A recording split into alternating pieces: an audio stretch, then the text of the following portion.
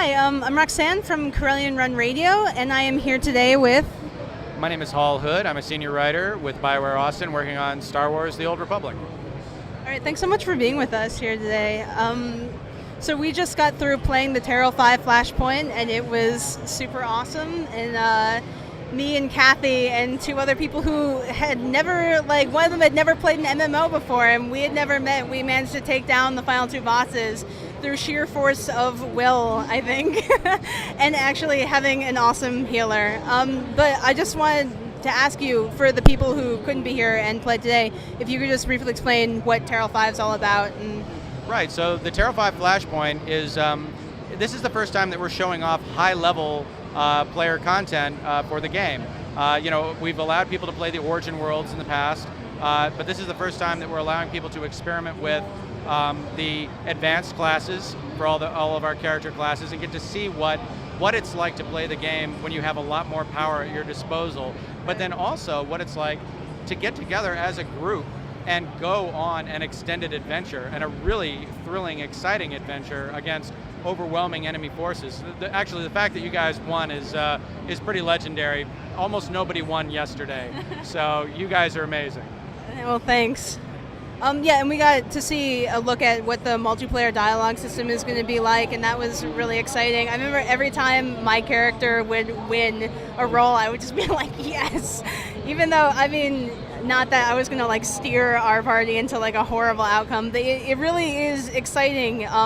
I think just even the option of knowing that you might not get the chance to speak, that when you hear your character speak up, it's really cool. And you can correct me if I'm wrong, but you wrote this Flashpoint, or did you do the dialogue and stuff? Yes, I wrote the dialogue for the Flashpoint. I designed the basic the story of what's going on in it, and I will tell you, it's you only got to experience just a fraction of what's going on in it. We didn't want to spoil the story for people before the game comes out. We want people to, we want there to still be some mystery, but we really wanted people to understand what it's like to have that experience of getting into a multiplayer conversation and competing to be the one who steers the conversation in a particular direction. And it's really exciting. People really seem to enjoy that a lot, much more. And the thing that people always tell us is that they enjoy it so much more than they thought they were going to.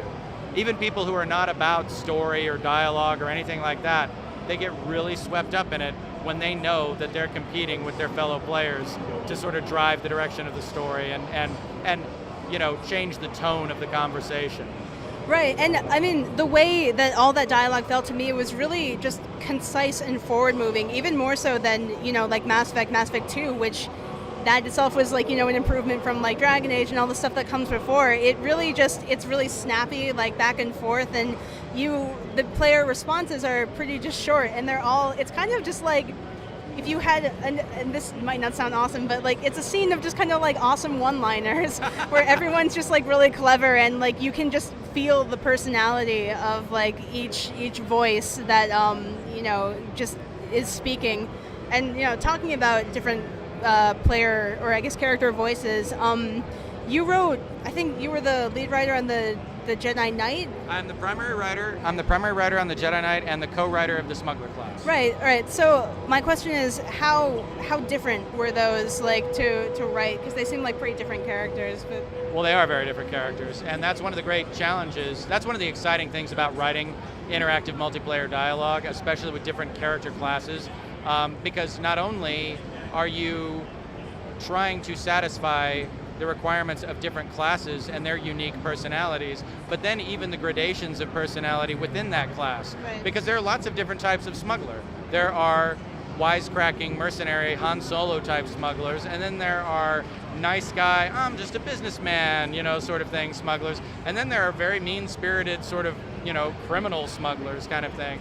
And then the same thing for Jedi Knight, you're going to have the very straightforward, we gotta do something to help people, Jedi Knight, and things like that. And then the more dark side leaning, slightly more arrogant, we're just gonna wipe out all the Sith, kind of attitude. Yeah. So that's really fun. That's an amazing puzzle to have to sort through when you're writing dialogue, is coming up with all those different personas and making sure that players always have the opportunity to adopt their own unique persona while they're playing multiplayer dialogue. Awesome. So I just wanted to know real quick, when you were writing these class stories, like what are some of your influences? Do you look at like film or books or other games like primarily, or is it just a mix of everything? Well, okay, I saw the Star Wars movies in the theater when they first came out, so I've been a Star Wars fan my entire life. And I always wanted to be Han Solo when I was a kid. I wanted to be the smart alecky guy who made fun of everybody and had the giant dog that could pull people's arms off and had his own spaceship and all that. That's what I wanted. I got older and then I realized that Luke was actually kind of cool because he could use the Force and had a lightsaber and all of that. And he had a really great story. So, you know, whenever I'm thinking about writing for Star Wars, I always go back to the original trilogy. I always go back to those movies that I experienced when I was a kid. And when you were talking earlier about keeping the dialogue snappy and making sure that that the story is always moving forward, that's what they did in those films. You know, it's when Luke and Han and Chewie and the droids are sitting in the Death Star Control Center arguing about whether or not they're going to go save Princess Leia. Right. That's the kind of dialogue they got. Well, she's rich. How rich? Oh, rich, powerful. You know, that sort of thing. You know, it's like that's what we want to recreate in the tone of this game. We want you to feel like you're actually playing a Star Wars movie. That you're making a Star Wars movie while you're playing our game. Right. So I asked this question to Daniel Erickson, but I also want to ask you, writing for games, it's a lot different, I assume, than writing for like film or television or theater and stuff. And I just wanted to know what is it about writing for games, and what about writing for games as a storyteller does that allow you to do that you couldn't do in like any other media? Well, of course, other media are linear, right? Everything's going to the same ending no matter what. You're carefully constructing a story that has a definitive beginning, middle, and end. And that's not true with interactive storytelling. With interactive storytelling, you may have the same beginning, but the middle could be very different and the ending could be wildly different depending on player choices. That's wonderful. As a writer, the ability to explore all those possibilities at the same time and to see what happens, the choices that players make. When they're actually playing the game, it's incredibly gratifying. It's the equivalent of getting to make multiple movies all at the same time. Right. So it's really fun. Cool. Okay, another one of my questions is how closely does like the writing team work with the design team, and like has there ever been a moment where for like balance reasons they have to change a boss mechanic in a fight? And then does it like get bounced back, and do you have to like change stuff so that things fit like narratively? And if so, can you give like an example of a time when that's happened?